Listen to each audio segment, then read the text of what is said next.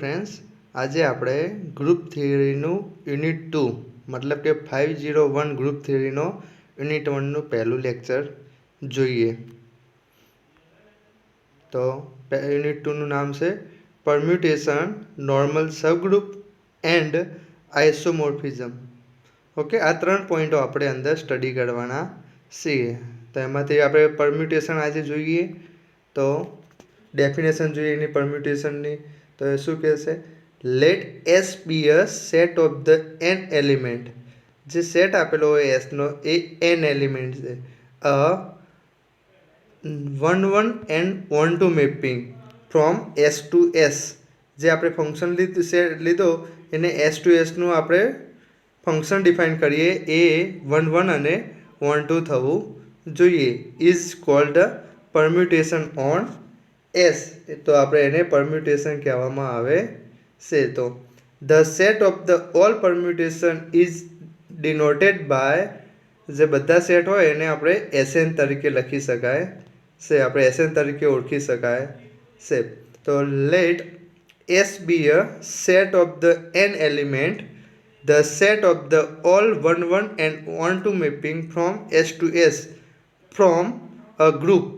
जे आपणे 1 1 અને 1 2 થતા હોય એ આપણે group with respect to the composition of the mapping થતા હોય તો આપણે this set of the permutation is called permutation group કહેવામાં આવે છે। ઓકે, એને બીજું નામ છે સિમેટ્રિક ગ્રુપ તરીકે દર્શાવી શકાય છે। ઓકે, એને બી આપણે डिनोटेड बाय एसएन तरीके ओळखी शकाय छे।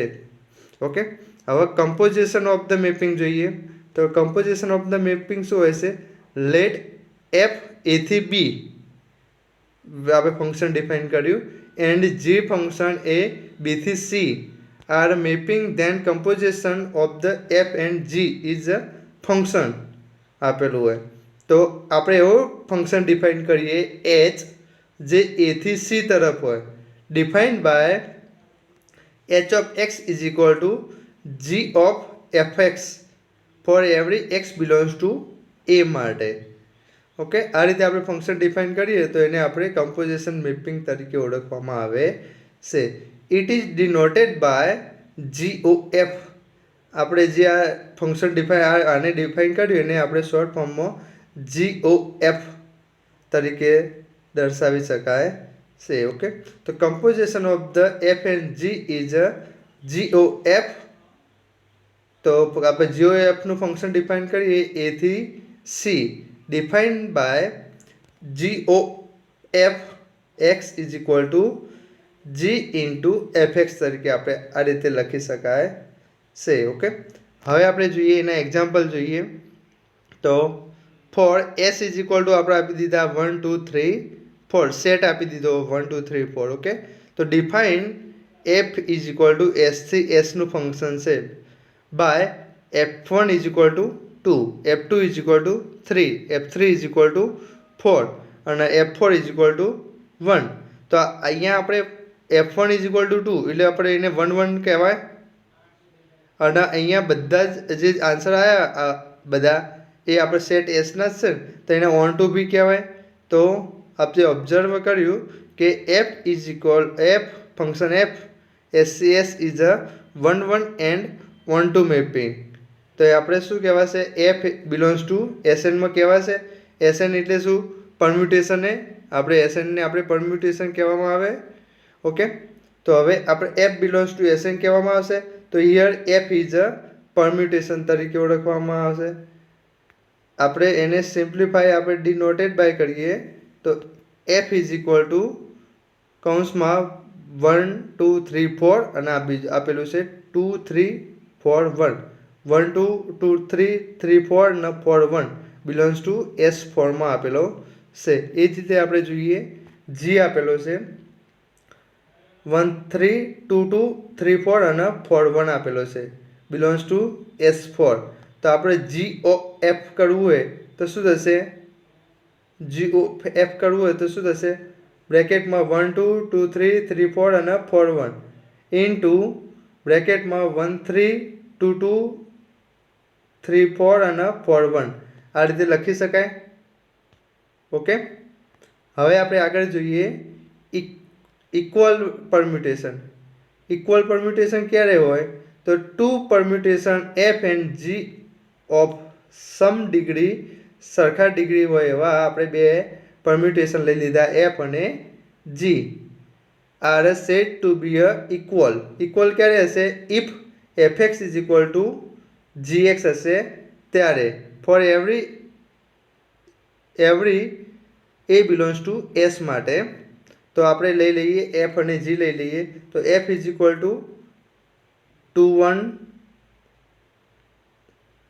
1 2 2 3 3 4 અને 4 1 આપણે એફ લઈ લીધા અને જી લઈ લીધા 2 3 1 4 1 2 અને 3 4. તો આપણે અહીંયા જો 1 2 તો અહીંયા ભાઈ આપણે 1 2 આપેલા, અહીંયા આપણે 2 3 તો અહીંયા આપણે 2 3 આપેલા, અહીંયા આપણે 3 4 તો અહીંયા આપણે 3 4 આપેલા, અહીંયા આપણે 4 1 તો અહીંયા બી આપણે 4 1 આપ્યા. એટલે એફ અને જી બંને ઇક્વલ કહેવાય. તો ધ્યાન આપણે લખી શકીએ કે fx is equal to gx four every A belongs to S માટે. ઓકે, હવે આપણે જોઈએ આઈડેન્ટિટી પરમ્યુટેશન. આઈડેન્ટિટી પરમ્યુટેશનમાં આપણે આઈડેન્ટિટીનો મતલબ તો ખબર જ છે, તટસ્થ. ઓકે, તો a permutation I which reflects each element by the element itself is called identity permutation. Okay, example તરીકે આપણે સમજીએ તો I1 ઇઝ ઇક્વલ ટુ 1 1 2 2 મતલબ કે ઉપર અને નીચે બંને સેમ હોય તો એને આપણે આઈડેન્ટિટી પરમ્યુટેશન કહેવામાં આવે છે. 1 1 2 2 3 3 4 4 એ રીતે આપણે A1 A1 A2 A2 A3 A3 dot dot dot N ને આપણે આઈડેન્ટિટી પરમ્યુટેશન કહેવામાં આવે છે. ઓકે, હવે આપણે જોઈએ સાયકલી પરમ્યુટેશન. તો સાયકલી પરમ્યુટેશનમાં શું હોય છે? A permutation which replace each object cyclic is called cycle permutation. Okay, example તરીકે સમજીએ તો અહીંયા એફ ઇઝ ઇક્વલ ટુ આપણે 1 3 2 1 3 4 અને 4 2 આપેલા સમજજો. તો એને આપણે સાયકલ રૂપમાં લખવું હોય તો કઈ રીતે લખશો? 1 તો અહીંયા આપણે 1 લખવાનું બ્રેકેટમાં. 1 થી આપણે નીચે કઈ આવ્યો? 3 આવ્યો તો અહીંયા આપણે 3 લખવાના. હવે આપણે આ જે નીચે આવે ને એ આપણે ઉપર જોવાનું. તો આ 3 ઉપર આપ્યા તો 3 થી કેટલા આપ્યા? 4 આપ્યા તો અહીંયા આપણે 4 લખવાના. ઓકે, હવે 4 આપણે અહીંયા આપણે 4 આવી ગયા નીચે. હવે એ જે નીચે આપ્યું ને એ ઉપર જોવાનું. જે 4 ઉપર આપ્યા 4 થી 2 તો અહીંયા આપણે 2 લખ્યા. હવે અહીંયા આપણે જો 2 ઉપર જોવાનું કહો ફેરથી તો 2 થી 1 તો રિસ્પેક્ટ આવી ગઈ. અહીંયા મતલબ કે 1 થી 3 અહીંયા આમાં સમજીએ તો 1 થી 3 તો ફર્સ્ટ આવી ગયા. તો 3 થી 4 તો 3 નંબરના આવી ગયા. હવે 4 થી 2 તો લાસ્ટ નંબરના આવી ગયા અને 4 થી 1 તો સેકન્ડ નંબરના આવી ગયા. તો આપણે આ જે લખ્યું એને આપણે સાયકલી પરમ્યુટેશન કહેવામાં આવે છે. ઓકે, એ રીતે આપણે સમજીએ. બીજું જી ઇઝ ઇક્વલ ટુ 1 3 2 4 3 1 અને 4 2 આ રીતે આપેલા છે. તો અહીંયા આપણે જોઈએ, અહીંયા આપણે 1 થી સ્ટાર્ટ કરવાનું. 1 1 થી 3 તો અહીંયા આપણે 3 લખ્યા. ઓકે, હવે 3 ઉપર જવાનું. 3 થી 1 તો આપણે પાછા 3 થી 1. ઓકે, તો 1 થી 3 અને 3 થી 1 તો અહીંયા આપણે 2 પોઈન્ટ આવી ગયા, પહેલો અને ત્રીજો.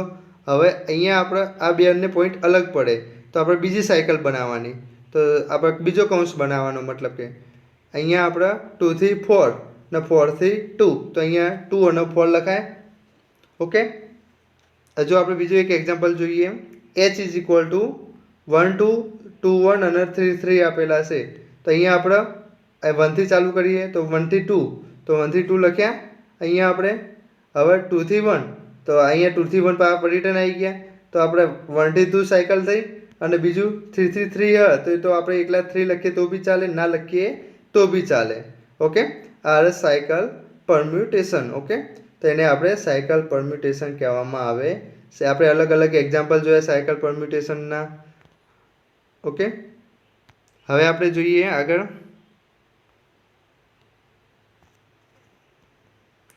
હવે આપણે જોઈએ ડિસજોઇન્ટ સાયકલ. તો ડિસજોઇન્ટ સાયકલમાં શું હોય છે? two cycles are said to be a disjoint if there are no symbol in common. मतलब કે કોઈ સિમ્બોલ આપણે કોઈ વસ્તુ કોમન હોય નહીં તો એને આપણે ડિસજોઇન્ટ સાયકલ કહેવામાં આવે છે.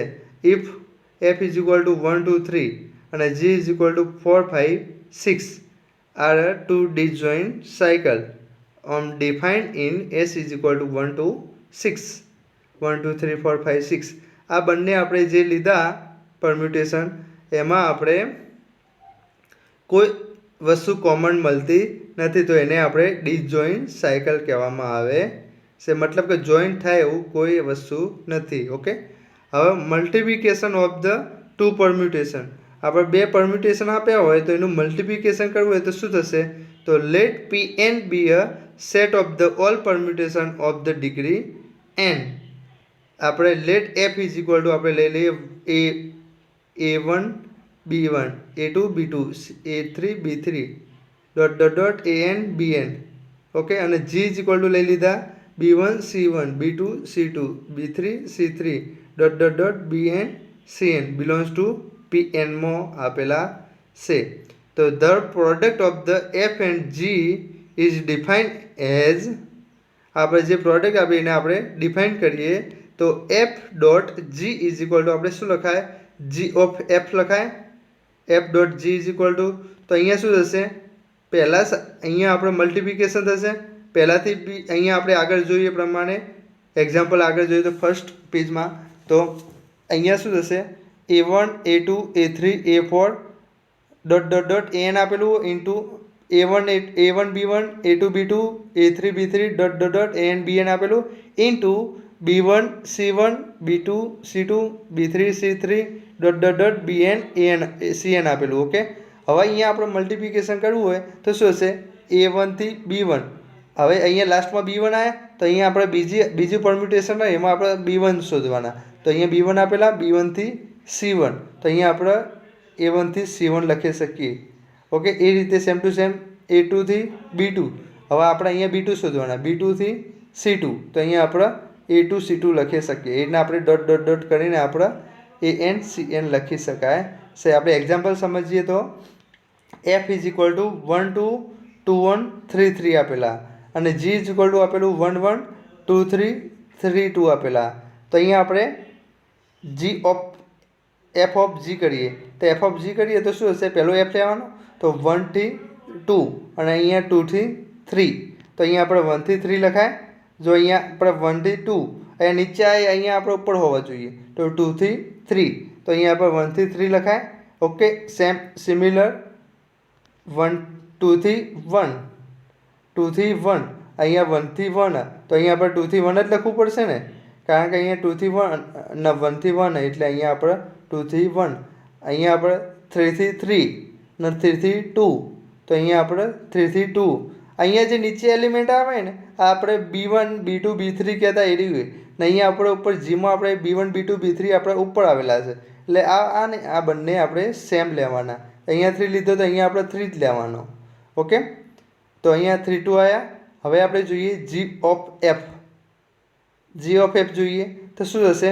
પહેલો G લેવાનો પછી F લેવાનો તો 1 થી 1 ને અહીંયા 1 થી 2 તો અહીંયા 1 થી 2 આવે. એ રીતે આપણે અહીંયા 2 થી 3 ને 3 થી 3 તો અહીંયા 2 થી 3 આવે. એ રીતે આપણે અહીંયા 3 થી 2 અહીંયા આપણે 2 થી 1 તો આપણે 3 થી 1 લખાય.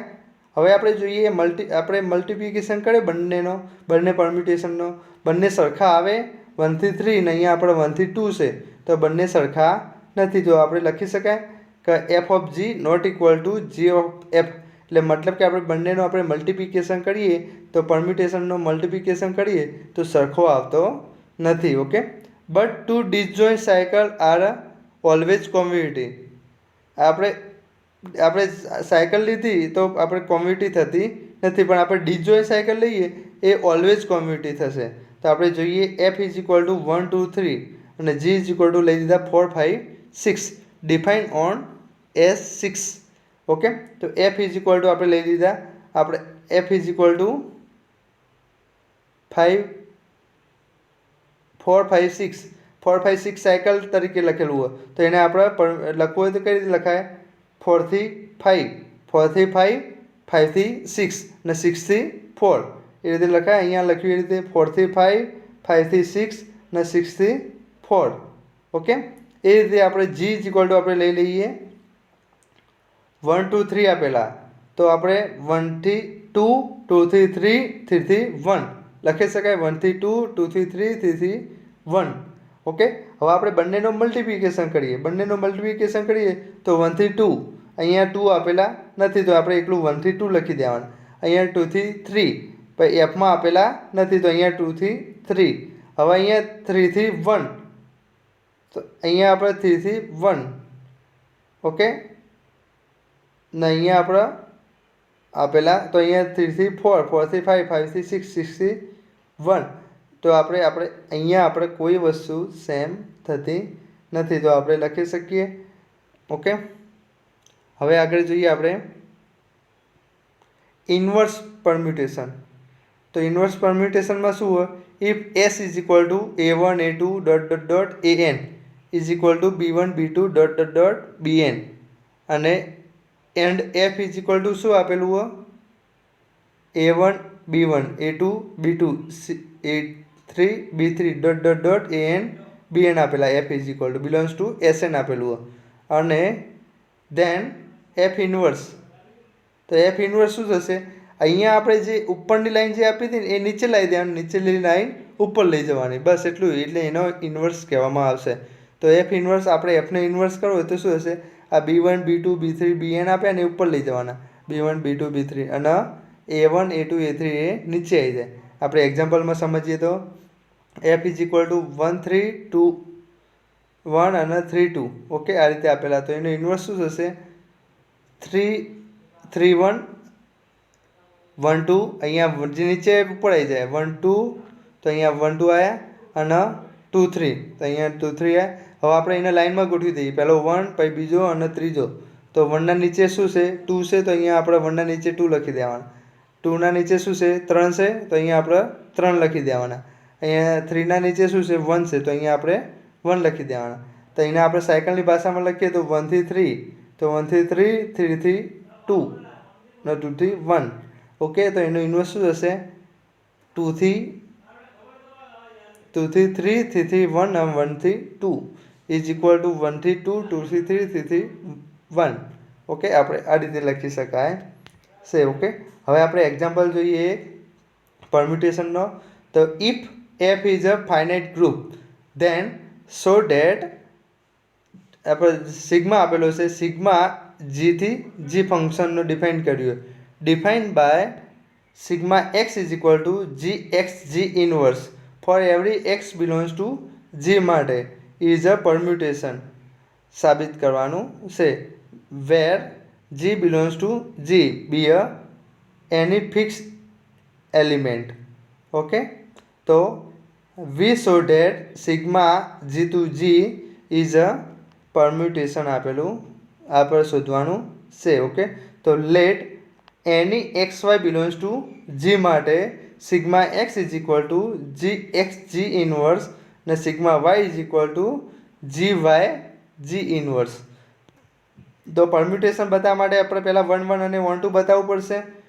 2 બતાવી એટલે આપણે પરમ્યુટેશન થઈ જશે. તો આપણે if sigma x is equal to sigma y, તો sigma x is equal to શું હતું? gx g inverse હતું. તો અહીંયા આપણે લખી શકાય gx g inverse is equal to gy g inverse. અહીંયા આપણે લેફ્ટ સાઈડ આપણે g કોમન કાઢીએ તો શું હશે? x g બ્રેકેટમાં g બ્રેકેટમાં x into g inverse is equal to g બ્રેકેટમાં y g inverse. Left cancellation law લગાવો તો શું વધે? બંને સાઈડથી g જતો રહેશે તો શું વધે? x g inverse is equal to y g inverse. તો અહીંયા આપણે હવે લેફ્ટ કેન્સલેશન લો લગાવો તો શું હશે? x is equal to y. તો thus for any x y belongs to g માટે sigma x is equal to sigma y આપણે લીધું હતું અને આપણે એક્સ વાય પ્રૂવ કર્યું. તો sigma g to g is a 1 1 mapping, એને આપણે ઇક્વેશન 1 કહીશું. હવે આપણે જોઈએ let any y belongs to g માટે x is equal to g inverse y G लीधो आपणे X is equal to G inverse Y G okay. तो हवे since G belongs to G माटे Y belongs to G and G is a group then X is equal to G inverse Y g belongs to g okay. तो આપણે sigma x લઈએ sigma x તો શું થશે g x જી inverse આપેલું આપણે હવે એક્સની જગ્યાએ આપણે જી ઇનવર્સ વાય જી મૂકીએ તો જી ઇન્ટુ જી ઇનવર્સ વાય જી ઇન્ટુ જી ઇનવર્સ લખાય। હવે આપણે એસોસિએટી લગાવીએ તો શું થશે तो जी इंटू जी इनवर्स लखाय ब्रेकेट में इंटू वाय ब्रेकेट में जी इंटू जी इनवर्स आ एक बीजाना इनवर्स एलिमेंट होय तो एनो आपणे शुं लखी शकाय आइडेंटिटी लखी शकाय G into G inverse is equal to identity लखी शकाय।